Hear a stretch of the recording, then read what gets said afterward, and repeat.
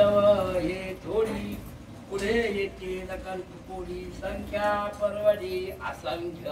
रामा तुमची प्रताप परवडी म्हणू लागली. काय तुमचा प्रताप आहे रामा. आणि खरंच आता तुमच्या प्रतापासाठीच आम्हाला हनुमंतराय गुरु भेटले तर आणि तुमचं दर्शन झालं, तुमची भेट झाली.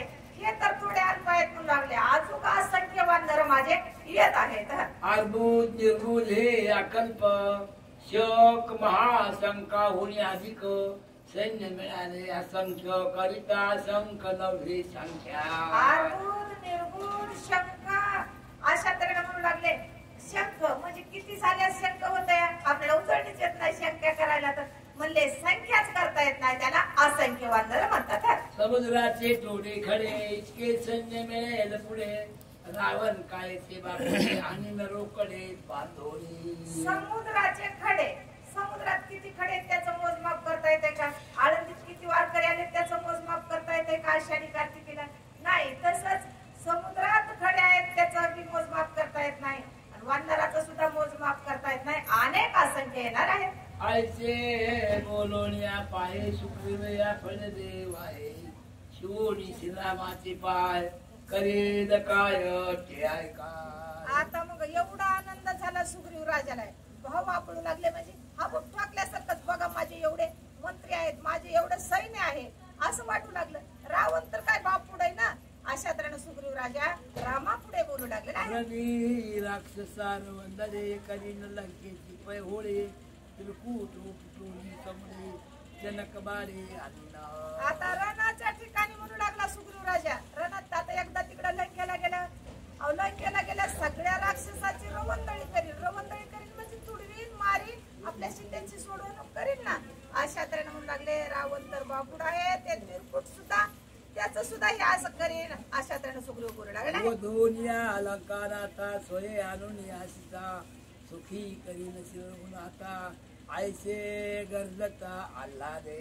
सुग्रीवाला आलाच झाला, आनंद झाला. का तर पाठीमागे एवढं सैन्य आहे आणि एवढं काम करण्याचं तर अल्पच आहे. सीतेची सुधी रावणाला मारी, राक्षसांना मारे आणि सीतेला घेऊन येईन. सुग्रीव राजा म्हणू लागले रामाला सुखी करे.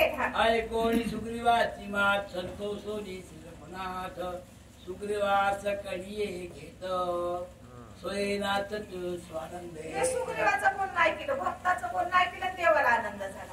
म्हणू लागले एवढं प्रेम.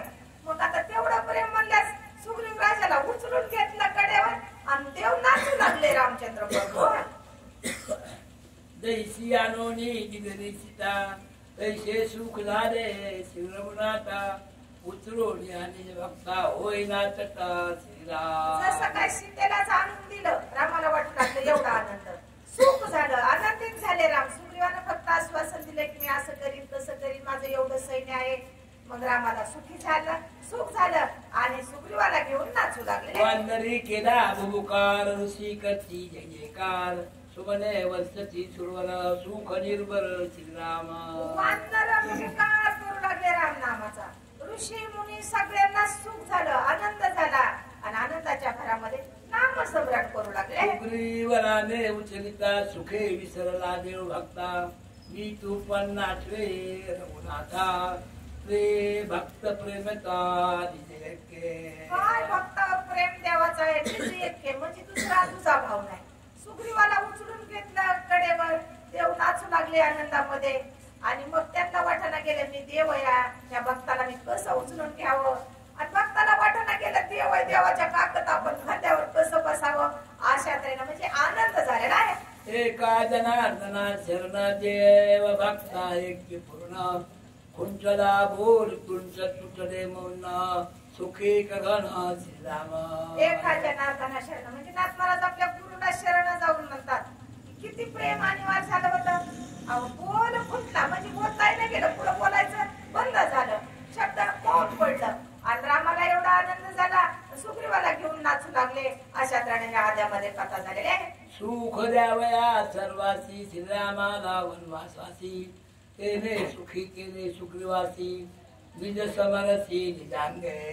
आता मग कशासाठी राम वनवासामध्ये आले होते. खरंच सीतेसाठी गेले होते का, कैकेयीसाठीच गेले होते का. अहो सगळ्या भक्त मंडळीला सुख देण्याकरता राम वनवासामध्ये गेले होते. नाही तर राज्य सोडून शिने एवढा कारभार सोडून शिने आपल्या हातात आल्यावर कोण सोडायला होईना घेतयच ना माणूस, पण ते भांडण नाही केलं. आनंद वाटू लागला रामाला सुद्धा वनवासाला जाण्याकरता.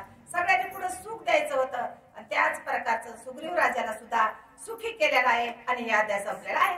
स्वस्ती श्री भावार्थ रामायणे किष्किंधा कांडे काका